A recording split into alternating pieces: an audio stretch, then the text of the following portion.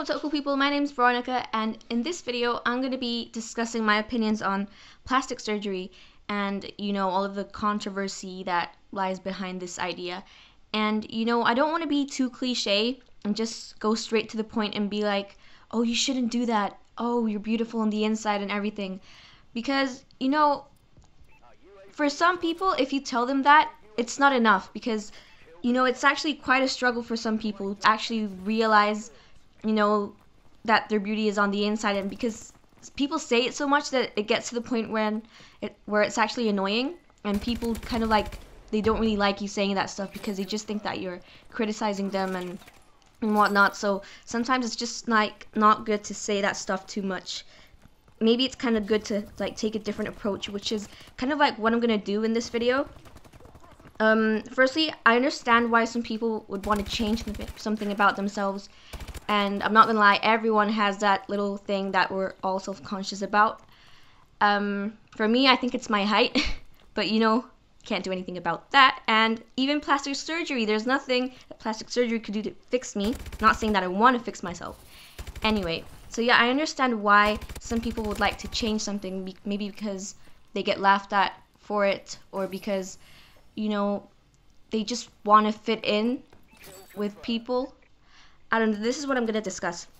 So I found through some thoughts that I was going through, I found that any reason, like the background of it, is to kind of like fit in this mold that society has formed, which portrays apparent perfection. So let's say, yeah, so like the whole being skinny, having a thin nose, having long hair or short hair, having really like nice thick hair, being tall, and this image that society has created is supposed to be perfect, and it's kind of like making people self-conscious about themselves.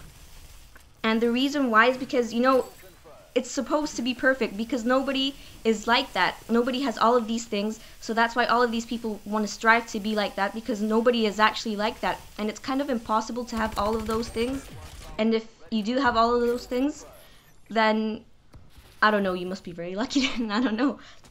And the thing I'm going to discuss is that this mold that society makes, it's always changing.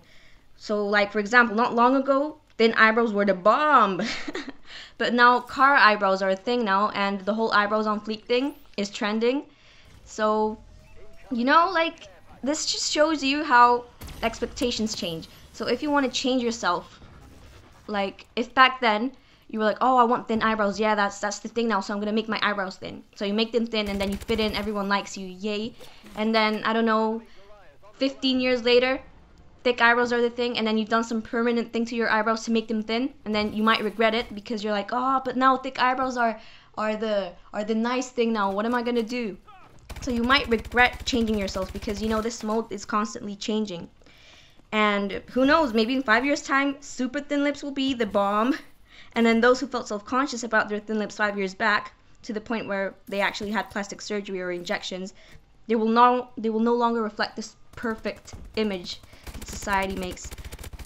And yeah, so if we change ourselves to fit in with society's demanding expectations, which are constantly changing, as I said before, then we will never be content with ourselves. And that's kind of like, yeah, the message that I wanted to get across, that this image is constantly changing.